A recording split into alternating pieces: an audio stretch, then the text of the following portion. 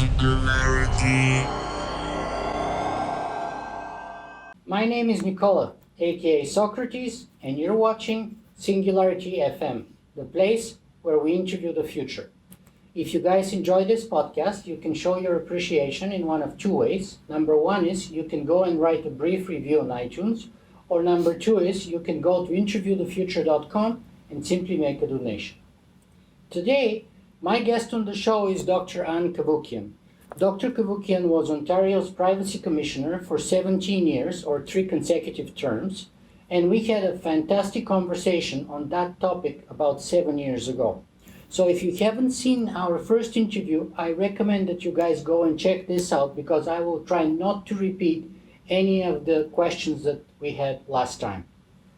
So, without further ado, Dr. Ann Cavoukian, thank you so much for being with us today. Oh, Nicholas, my pleasure. Thank you. Fantastic. I know your time is very valuable, so let's just jump right in. You're no longer the Privacy Commissioner of Ontario, so what are your main goals and responsibilities these days? Well, I left there and I joined the university for 5 years because I really wanted to reach out to students and get the messaging out. But at the end of my 5 years, so many people were pressing me to do consulting with companies and help organizations. How do you embed privacy by design into your operations? So I thought, okay, I'm going to bite the bullet. If I don't do it now, I'll never do consulting. So I've been doing that for the past 8-10 months, and it's been nonstop, Nicola. Between that and a gazillion speaking engagements, I'm delighted that the message of privacy by design has reached so far globally, and we can explain the reasons for that later, but it's everywhere. So the message is getting out. We need to embed privacy proactively into the design of all of our operations, bake it into the code, into your policies and procedures. I agree with you 100%, but let me ask you this though. I can see also, like you, that the message is getting out and more people are concerned about privacy today than they ever have been in the past. However, looking back on the last 7 years at the global scale since our previous conversation, Yes. Would you say, in your opinion, that we have gained or that we have lost ground on privacy overall? Because the message and the status quo or the affecting situation where we live in today may be different. It's like a chess game. Point, counterpoint. You make advances and then you have to retreat. And that's the nature of this beast. Surveillance has been growing dramatically with all of the machine learning and AI and all of the technology that's out there. The ease with which centralization has grown in terms of massive honeypots of personal information with the Googles and Facebooks that promote surveillance and tracking. So I'm not going to sugarcoat it. That has grown dramatically. The good news is what has also grown is people's concern for privacy, huge, off the scale. In the last 2-3 years, concern for privacy is up in 90 percentile consistently. I mean, I've been in this business well over 20 years. I've never seen concern for privacy so high. 90% concerned about their privacy, 92% concerned about loss of control over their personal information. So with that comes this enormous trust deficit associated with these companies.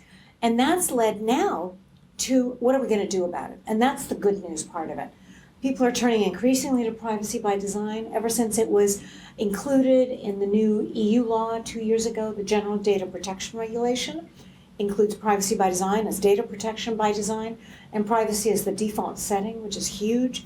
And so slowly it's turning. And about 1.5 years ago, Tim Berners-Lee, who created the World Wide Web, Yes. He went public and he said, I'm devastated at what I created. It's become this centralized honeypot for data collection, surveillance, and tracking. I'm walking away from centralization. I'm creating a decentralized model, which he's calling solid. But what's happened is that has led to the movement for decentralization now, where the individual is in control of their data. See, privacy is all about personal control over your own information. You decide how you want your information to be used and to whom you want it disclosed. I always say, look, privacy is not a religion. You want to give away your information? Be my guest, as long as you make the decision to do that. So we are making great inroads into decentralization. That's going to be growing dramatically into a secure enclave in the cloud or so many other places. Encryption is growing massively. So I am the eternal optimist because you never give up. You never give up hope for privacy. Privacy forms the foundation of our freedom.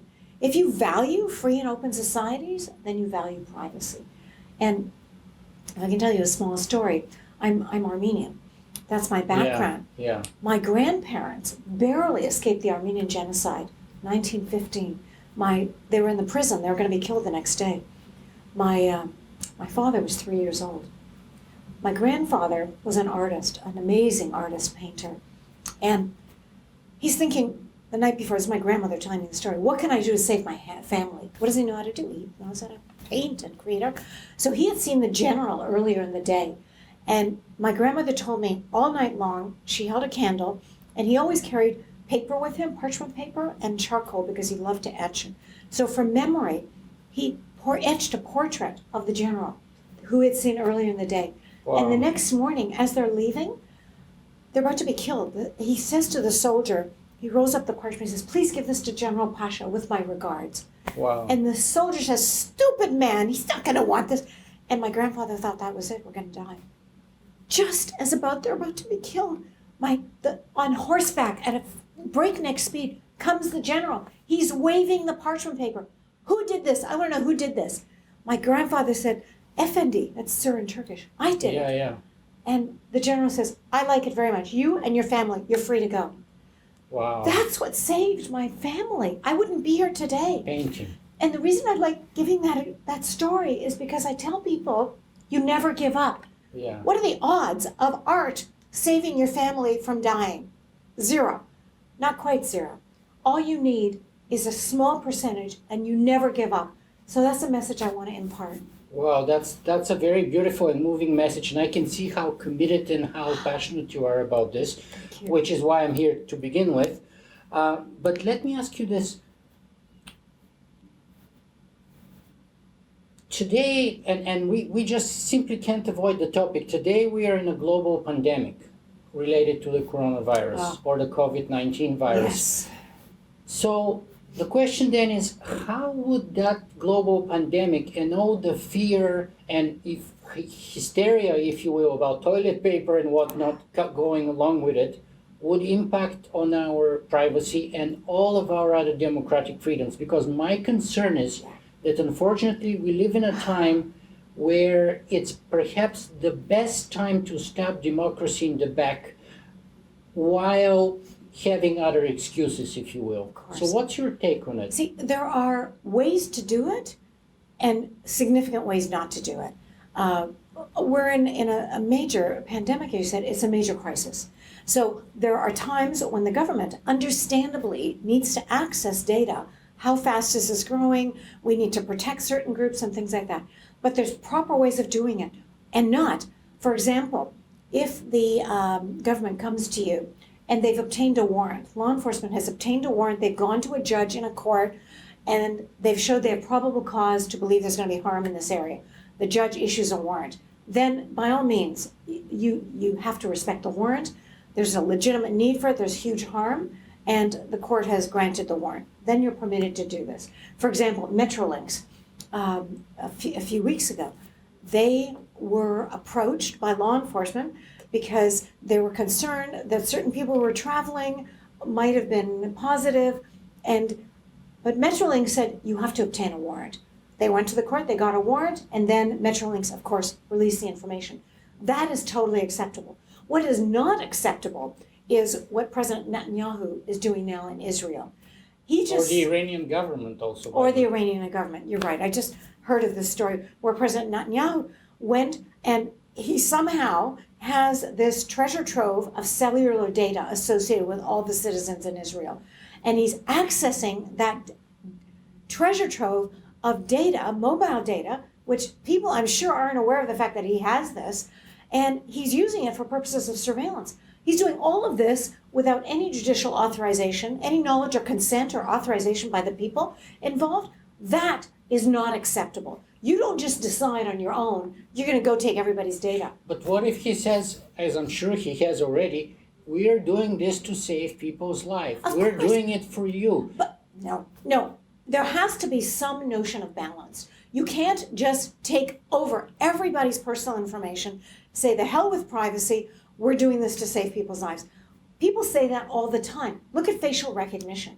People use that all the time. We're taking images of your face because it's going to help us catch the bad guys. Excuse me, it does the exact opposite most of the time. In the UK, in Britain, the police use facial recognition all the time in combination with their 4.2 million CCTV cameras. It was found about a month ago that the accuracy rate or lack thereof, 81% of the matches were false positives, yeah. which is the worst kind of wrong match. It means that 81% of the time, an innocent person is matched, identified as the bad guy, the and person of interest. And if you're black or Asian, that's much even worse. 90%. 90%. In fact, there was that's another... no laughing matter. No, there was another figure that came out in the UK, 96%. Yeah. I use 81% because I don't want people to think I'm making this up. They think, how can it be 96%? But definitely, if you're a minority, it's much higher. It is much higher. So we have to rail against all these kinds of access to our personal information that will cause harm to innocent individuals, deprive them of their privacy, of their freedom, and then try to clear your name. When I was privacy commissioner, a number of victims of identity theft came to me and seeking my assistance to clear their name. They said, look, the credit card companies keep telling us we racked up all these charges. We didn't do that, but they don't believe us. Identity theft is just a nightmare. And imagine 81% of the time, false positives. All these people are going to suffer from that. Totally unacceptable. So how do we balance in the context of coronavirus and in the context, Israel is one of the most high-tech countries in the world. Yes. They have already built a very sophisticated surveillance machine with respect to the West Bank for a number of political reasons. Now, how do we balance their legitimate interest in protecting themselves as well as protecting their own population, not only from terrorist attacks, but let's say from the coronavirus, while respecting privacy at the same time? How do we do that? Because people would say it's impossible. It's not impossible. And I always tell people, get rid of the zero-sum mindset that it has to be win-lose. One could only win, the other has to lose. Privacy by design is all about positive sum, where you can get two positive gains at the same time. That's what our goal has to be. So when there is a legitimate need for surveillance, as there is with the coronavirus, yes, there are times when you would have to access more information than you normally would, but you have to do that in a judicially authorized manner. You can't just have the government of the day decide we're going to take everybody's information and the hell with the courts, the hell with privacy. No, you rail against that. Because I assure you, this is going to last a few months, maybe 6 months at most, hopefully, I hope not. And then we have to have some semblance of law and order.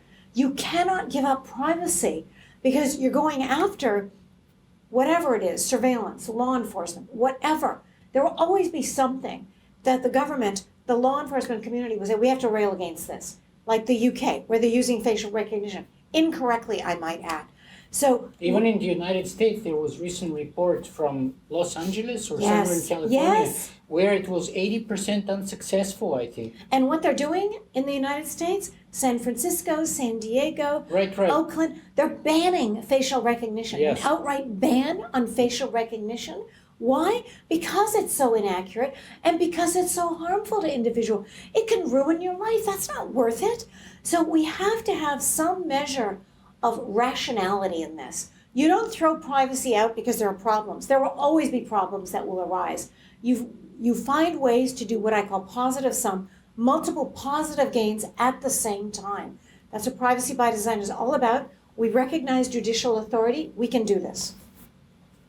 Fantastic. So, and by the way, one of the problems with acquiring that data, for example, now in Israel or in Iran, which by the way, Iran released this app for monitoring the spread of coronavirus, at the same time acquiring GPS location data and personal data.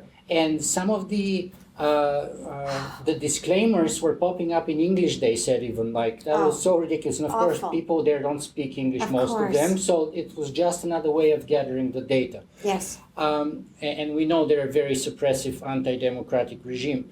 But then once they acquire that data, even Israel, after the After what crisis happens? is over, That's right. they can still retain that data Of for as course. long as they want. Let me right? give you an example of that here in Canada, in Toronto. Wow.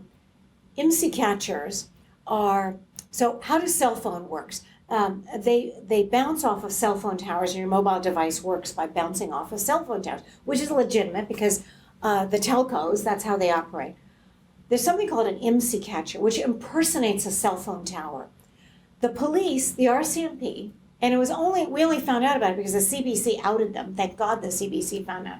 They found out that the RCMP, without any judicial authorization, no warrant, they were using IMSI catchers to catch all the communications of people in a certain area off their mobile devices. When the CBC outed them on this, I said, why did you do that? And they said, well, we thought we had a bad guy we were looking for in that particular geolocation area, so that's why we use the IMSI catcher. Oh, okay. Did you catch the bad guy? No, he wasn't there. And what about all the thousands, maybe hundreds of thousands of intercommunications you did capture from all the law-abiding citizens in the area using the mobile devices? You've deleted that all now, right? Well, no, it might come in handy at some point. They didn't delete it. Yes. Even though it was without judicial authorization, it didn't lead to the capture of the person they were seeking. All these law-abiding citizens, all their information is captured. That is what is appalling. Mark Goodman, who was the FBI futurist, wrote an amazing book called Future Crimes, and he describes a case in Mexico where the drug cartels installed those devices all over Mexico, and this way they monitor phone calls and people who may go snitch to the police about drug operations and stuff like that. And this is how they, for example, monitor and surveil journalists or local politicians who give them hard time, and et cetera, et cetera. Right? So that's happening everywhere. It's happening everywhere. Now, last time your parting message was, we have to protect privacy globally or we protect it nowhere. Yes. So let me share with you some of the frustrating messages that I've gotten on YouTube or Facebook or elsewhere after I posted our interview and ask you for feedback. So someone said, disagree. Privacy protects the politicians and the criminals. I do not care if Amazon predicts what I'll need to buy next or if Starbucks knows how many cups of coffee I had. We need transparency, not privacy. Oh, such nonsense. Excuse me. I agree we need transparency associated with government activities and private sector activities. That I totally agree with. Transparency is essential. But excuse me, if you think the government is not engaged in activities where they impose themselves. I was, as you said, privacy commissioner for 3 terms. Each term, there was a different political party. Yeah. It started with the NDP, then I think the Liberals and Conservatives, or vice versa. When that political party wasn't the government, they were all for privacy. They want to protect people's individual information. They're all for privacy. When they became the government, all that changed. They want to control the data. They want total control of everything. They want to know who's doing what. It was appalling. And if I reported to the government as opposed to the legislature through the Speaker of the House, I would have been fired on day 2 because I outed government problems and all the complaints and investigations I did relating to what they did. So it's nonsense that we shouldn't worry about privacy associated with the government. Yes, we should worry about the privacy. We're not protecting the privacy of government. Are they crazy? We need transparency to know what the heck they're doing. We don't protect governments. We protect individuals, citizens' personal information. That's what we protect. And generally speaking, I think historically, privacy has always served better the underdogs, the least powerful, those against the system. Because transparency, once you have power, then you have a lot more leverage to use that power if you have total information awareness, which is another word for transparency, right? Absolutely. But if you don't have power, if you're underpowered, underprivileged, and you're David against Goliath, then privacy serves you because you're weaker, because you have a little bit of secrecy, a little bit of privacy, and maybe ability to actually make a difference.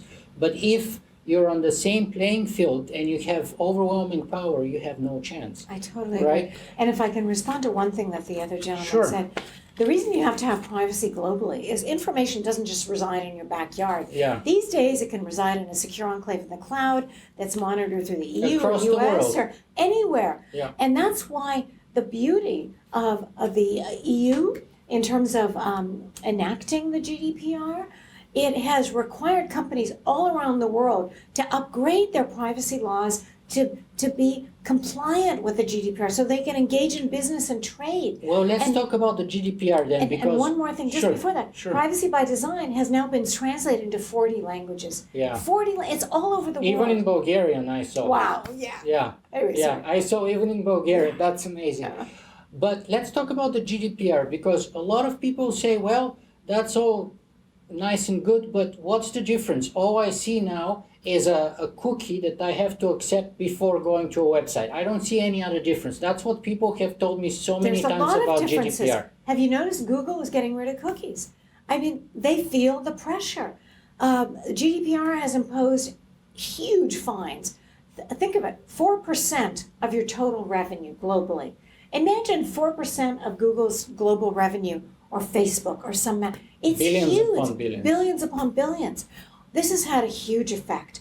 As you may know, in the United States, the Facebook was fined $5 billion. $5 billion. Huge. And other jurisdictions all around the world don't think this isn't having an impact. It's not just the money, it's a reputation, which is completely being unwound and people are walking away. Mm-hmm. So never underestimate the effect of the influence of these laws.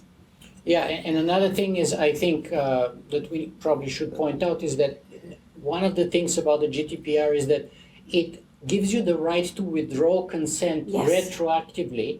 Huge. You can request to see what kind of information they have. You can withdraw your permission at any time, and you can ask them to delete it at any time. And if they need, and those are all stemming from privacy by design, the 7 principles that we discussed last thank time. you. Yes.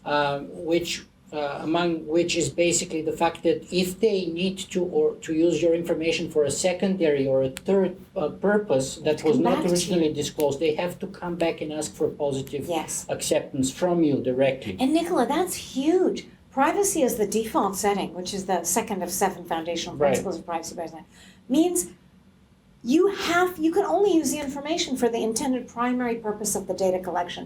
If you want to use it for a secondary use down the road, you have to go back to the data subject and obtain their positive consent. Huge, like night and day. Another frustrating comment that I got a lot of comes basically to this. Privacy protection is really up to the individuals. People would only know anything about you when you post your own personal information. So people tell me, it's up to us. You can't blame the big companies that they're please. taking their responsibilities only to the shareholders. And it's up to those people who post their information to not post their Now, I information. agree that you have to be careful and judicious about what information you post on yourself on Facebook, etc. And Facebook, it amazes me. At the CES conference in Vegas, I think in January, there was a panel, and one of the speakers was the chief privacy officer of Facebook, and she said, "We have privacy by design at Facebook." Everybody's jaws dropped. Nobody knew about it. 'Cause that's the thing, they don't tell people. Yeah. But if you dig and actually go to Facebook and look it up, you can get privacy by design, but nobody knows about it. So the thing that I tell consumers is try to find the strongest privacy on whatever websites you go to, etc. But the But reason it's buried so deep in It's the so deep, interface, absolutely. and it's designed for you not to find it easily and totally spend agree. hours probably Which is why to dig it out. I agree, and that's why I say don't place the responsibility for privacy solely on the individual. Please, life is too short for them to look through all the terms of service and all the legalese in the privacy policy for the opt-out box. And the other thing It's you crazy. say very often is that it has to be opt-in, not Yes. opt-out. So, Yes. so by default, it has to be that you have your privacy, and only if you explicitly opt-in, then you can share that information. Right now, it's the other way around. Exactly. Usually. We're not there by any means, which is why I tell companies that the responsibility also has to be on you. You have to craft your privacy policy in such a way that automatically, by default, protects privacy. Don't place the burden on the individual. Fantastic. Well, Dr. Cavoukian, we are we live in the world of technology today with exponential growth and disruptive change, the coronavirus notwithstanding. And of course, we are here in the beautiful city in Toronto, and actually not far away from here, maybe it's even visible just about over there, we have the plans for our so-called smart city. Ah, yes. So let's talk a little bit about that. And Sure. first, at the theoretical level, Yes. what is a smart city? How do we define it? A smart city has massive technology that connects everything. And the technology will offer benefits to citizens as well as intrusions into your personal life, invasion of privacy. And you see, when I was retained initially by Sidewalk Labs to embed privacy by design into the smart city they envisioned for Toronto, I was delighted because I wanted a smart city of privacy, not a smart city of surveillance in the city I live in. See, I'm on the International Council of Smart Cities.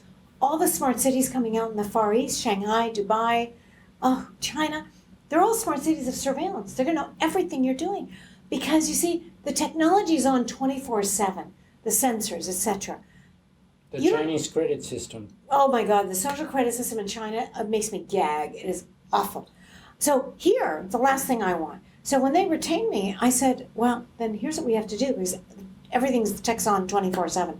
You have to de-identify data at source, meaning the minute the technology, the sensor picks up information about you, you scrub the data. All the personal identifiers get removed immediately. Then you have a wealth of data, but it's not linked to a personally identifiable individual. Privacy and data utility. That's what privacy by design is all about. So they agreed to that. They said, that's why we're hiring. And I remember I said to them, I said, now, I'm delighted to be doing this privacy by design in our smart city, but I'll be a thorn in your side if you don't do privacy by design. And they said, that's why we're hiring. I said, great. And it was fine at the beginning. But then things fell apart and privacy by design went out the door. And when that happened... So tell me, what happened to make you resign? What was the last straw? It was a board meeting where they were responding to criticism from Jim Balsillie, who was saying to them... The former founder of RIM or BlackBerry. That's right. And he said to them, look, okay, so you got privacy covered. Data utility, the data, governance. Who's going to govern the data? It can't just be you, Sidewalk Labs. We need others, governments, etc., to do it. They were very critical of Sidewalk Labs, and Sidewalk Labs are very, very upset about it. So at the board meeting, and this is the only thing they didn't consult with me on, because they knew what I would say. They said, okay, here's what we're going to do. We're going to open up the structure. We're going to have a data governance model where we're not the only ones deciding how to use the data. It will be a total of the municipal government, Waterfront Toronto, which is the governing body, provincial government, federal, and all the IT companies delivering the technology. And they said... And you've already seen what happens when people put their hand in the cookie jar from your experience as a privacy commissioner and how they flip their mind. Absolutely. So you already knew that's and they a recipe said for at disaster. the meeting, we'll encourage the companies to de-identify data at source, but of course we can't make them do that. And as soon as I heard that, I knew I had to resign the following morning. And had they consulted with me, I would have said to them, give me 1 week, let me go talk to Waterfront Toronto, which is the governing body, and let me get them to say to the companies, you want to play ball with us? You want to work on this? You must de-identify data. Make it a prerequisite. Absolutely, and they would have done it. If you want to be part of this project, this is one of the conditions, right? Absolutely. That's what governments do. They have a Absolutely. prerequisite for all their openings for contracts, and you just have to meet the criteria. And you see, Sidewalk Labs didn't want to take that risk, and that was their folly. I resigned the next morning. They couldn't believe it. I remember Dan Doctorow called me from New York City. What are you doing? And they knew why I was resigning. So I resigned. But here's the beauty of it. An hour later, I got a call from the board of Waterfront Toronto. They said, come work with us. We believe in anonymizing data at source. We want to do that. Come work with us directly. So now I get to work with Waterfront Toronto directly. So maybe something good would come out of it. Of course, and that is the requirement. You must de-identify data at source. Prerequisite. They've insisted upon that. Exactly. So it became a win-win.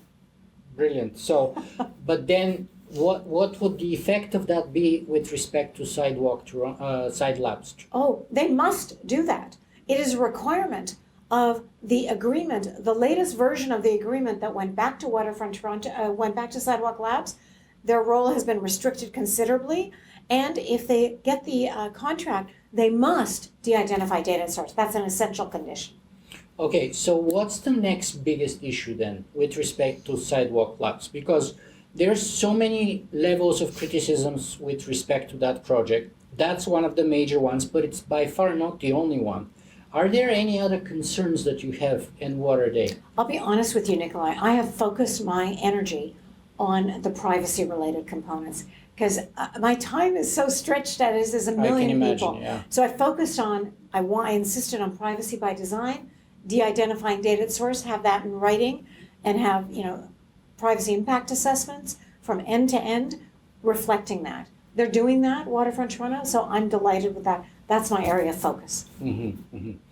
Okay, because there's a lot of other issues such as the so-called Yellow Book that got leaked, and I think the Globe and Mail published it, and then basically the whole vision, the original vision of the team behind Sidewalk Labs got published, and turned out it was a vision originally envisioned by Larry Page, and how they even envisioned things like basically private services, private currency, private taxation in that period of life, private police forces, even private judges, it's not going to happen. And private, basically a privatized community in the shape of a Disney community, which was a model for them, where basically a corporation is the municipal government. Let me make it clear. Even though I haven't worked on those areas, I know Waterfront Toronto, none of that will happen. I assure you, stay tuned.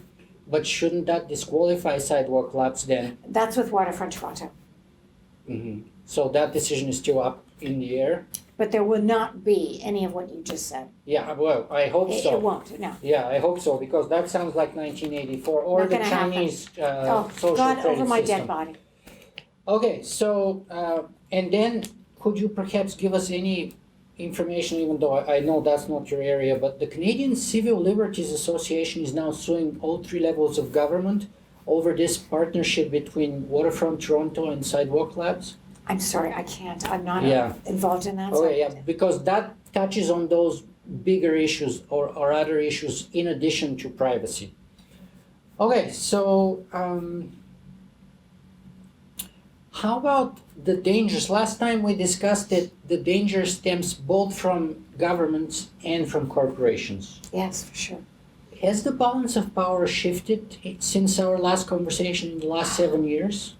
If anything, I think governments are stronger now. You really think so? Unfortunately. For example, the Federal Privacy Commissioner has been pressing Prime Minister Trudeau for the past 3-4 years, every year, to expand his authority under the federal private sector legislation. He doesn't have order-making power, which I had as a commissioner. In Ontario. In Ontario. Yes. He lacks that. He lacks any ability to impose significant fines, for example, and other penalties. Every year he went to Trudeau, every year Trudeau did nothing. This year, because thank God it's a minority government, Commissioner Terrien went to the government again. Even lower chances, probably. No, higher, because Really? the Conservatives supported the Commissioner's call for strengthening the privacy laws. That's fantastic. It is totally fantastic, Because they thank don't God. have their hand in the cookie jar. Maybe it's not them this time, because Stephen Harper was very different. Harper was, but I think the existing leadership of the Conservative government is very different. I have personally spoken to them. They believe in privacy. They see it being eroded, and they are fighting Trudeau on this. So I believe we are now going to finally see an upgrading of the privacy laws, thanks to the Conservatives. Well, that's some welcome good news. I hope we need it yesterday, but I think let's see how that's going to come out then. And what about the corporation end of things? Because there were so many revelations that we discussed last time that turned out we had incomplete information. So, for example, during our last conversation 7 years ago, we were discussing the fact that Google reads your emails and you have Amazon Alexa and all those other things, which we didn't have Amazon Alexa, but your answer at the time was that we know that's usually machine learning and AI that reads those, but it's not real humans. Yeah. Well, since then, we've had a ton of revelations, and we know that every single major company, Facebook, Google, Amazon, had not only people, but even subcontractors quite often, who were in the loop, thousands of them, listening over to our conversations in our own house, and even voice recordings and stuff like that. Totally unacceptable. That's why I tell people, don't bring Alexa into your house. Don't bring these smart devices into your house. At this stage, unfortunately, there is no guarantee that people aren't going to be listening to these devices. I'll give you an example. I do a lot of media interviews, and I got a call, and here was the complaint. This individual, it was a couple having a very heart-to-heart conversation about the problems in their marriage. Alexa was on at the time. The next morning, the wife gets a call from her closest friend. Says, what's wrong? I didn't know you were having problems in your marriage. And she says, my God, we haven't told anybody. How did you learn about that? Oh, I got a notice from Alexa. She was on their contact list. I have no idea how this happens. But at this point in time, please be careful what you bring into your house. It's the last bastion of privacy. You have to take protective measures. We're working with the private sector companies as well. And they're beginning to get a little more serious after all the facial recognition problems, all the problems with Google and Facebook. Things are slowly turning around. Google is now reducing the number of cookies, etc. But it's a work in progress. But there's so many new documentaries, not only on Google and Facebook. The most recent one was about Amazon. Yes. And how they're becoming a bigger and bigger, more major player. And there's two types of arguments here. One argument is about regulation. I personally lean more towards the Cory Doctorow argument, which is more about enforcement of monopoly or anti-monopoly legislation and breaking them up. Whereabouts are you? Because he says I agree with Cory. That's more of a factor of a size Yes. rather than anything else.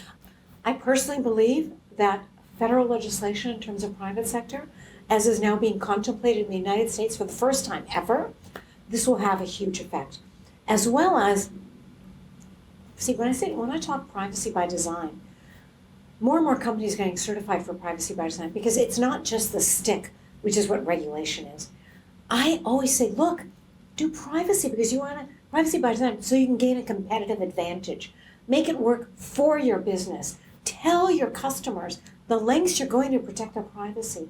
It will preserve their loyalty, it will attract new opportunity, and it will give you a competitive advantage over the other guys. So I always want to frame privacy as a positive. But at the same time, you have the Net Neutrality Act, which is a huge problem. We also have actually new legislation to be introduced in the American Congress about breaking encryption or installing backdoors into encryption so that, as I forget, one member of parliament in Canada actually said so that you're not with the child pornographers, but they always use that. You're with the police, right? It drives me crazy. Obviously, nobody wants child pornography, but it is absurd to say that you have to forfeit all your privacy and any possibility of security online for that reason. It's not, that legislation will not win. I'm dating myself, but how many years ago was the Clipper chip? 10, 20 years ago? That was the first time that a backdoor was discussed. Worldwide, globally, we discussed it for a whole year. Everyone all around the world at the end of the year said, no, we can't have backdoors. Because you see, what they will do is it will actually weaken security online. Because you create a backdoor. It's not the good guys, the law enforcement that's going to use it. It's going to be the bad guys who are going to gain entry. 2015, there was a group of 15 brilliant cryptographers all around the world. They created a report called Keys Under Doormats. And they gave that title, just as you might put a key under the doormat to allow your child to gain entry into your home if they lost their key, it will also allow the bad guys into your home. That's why they named it that. They wanted the public to understand this is a lose-lose. The police are presenting it as a positive. Yeah. It will ultimately lead to utter desecration of all the security we have online. We cannot do this. That pressure continues by cryptographers, etc. There's no way backdoors can pass. We will fight it tooth and nail to the end. I hope so too, and I will be supporting you. We're unfortunately running in the last 3 or 4 minutes of our conversation here, so let me just quickly ask you about the connection between AI and privacy by design, because you had a video that I watched recently of yours online about AI ethics and privacy by design. Can you tell us a little more on that topic? See, we have to explore AI just like we explore everything else. We have to look under the hood. How does AI work? Yes, it's brilliant, but you see, the algorithms are created by the training data sets. the training data sets can be biased. They tend to be biased, especially towards people of color, etc. So, and women. And women, of course. So we can't just take as a given, here's an algorithm, the machine made it, deep learning, so it's okay, right? The Wrong. most false positives were on black women, I think. They're the hardest to identify. Oh, it's terrible. So we can't just accept AI as being positive. We always have to look under the hood, look at algorithmic transparency, look at potential bias that could arise as opposed to the fairness that we're seeking. This will play out, and we will get to the bottom of this, but we can't just take it as a given that is perfect, and we're not going to explore this. No. And so what would be sort of the guiding principle with respect of privacy by design towards AI then? Always look under the hood and proactively, before the algorithms are put into effect in ways that can implicate people's lives, make sure you've examined the algorithm for potential bias and discrimination, and always go back to the training data set. Start there. Mm-hmm.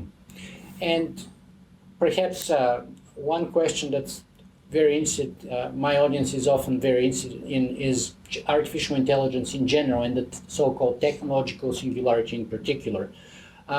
Just as kind of like a general curiosity, are you concerned about the technological singularity and artificial intelligence in general? See, the reality is that's the direction we're going in.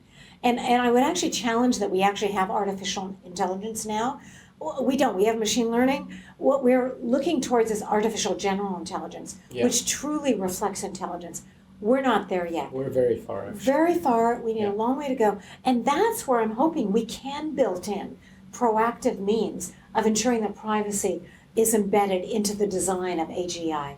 And I'm optimistic we'll get there, but we're not close yet. You're surely optimistic, and that even makes me optimistic just talking to you, which is fantastic, because I think we do need some optimism in our world today with so many bad news and so many crises everywhere at every level. Environmental crisis, now a global pandemic, species extinction, soil erosion, you name it. But unfortunately, we're running totally out of time. So, Dr. Cavoukian, where can people find more about you and your work if they want to follow you? So they can go to my website. I've started a new website called Global Privacy and Security by Design Center. And the reason I say privacy and security, I want people to know they have to go hand in hand. Yeah. While the term privacy subsumes a much broader set of protections than security alone, in this day and age of daily cybersecurity attacks, if you don't have a strong foundation of security from end to end with full life cycle protection, you're not going to have any privacy. So tell them to go there, Global Privacy and Security by Design Center.com. Fantastic, and I'll put a link too. But we've been talking for about maybe 40 or 45 minutes today. What do you want to be your final message? Your parting, most important thing that you want to tell us today? Never give up. Never, ever give up, because you're going to hear all the people. I tweet every day, and if you feel like following me on Twitter, it's just at Ann Cavoukian. And I already follow you on Twitter. And I have quite a large Twitter following. But invariably, someone will come back to me each day and say, "Lady, give it up. Privacy's dead. That ship has sailed." And I say, "Are you kidding me? Then get another goddamn ship. You don't give up on privacy. You don't give up on freedom. You never give up." That's my message. There's always ways. No matter how large surveillance may be and growing, every day there's a new positive message in terms of privacy, encryption, all kinds of things that are developing. You never give up. Dr. Ann Cavoukian, thank you very much for being with us today, and I sure can tell that you're not about to give up anytime soon, probably never, as you just said, if what you do, and we're very grateful that you do the work that you do. Thank you so much. My pleasure, Nicola. Anytime. My pleasure. Thank you.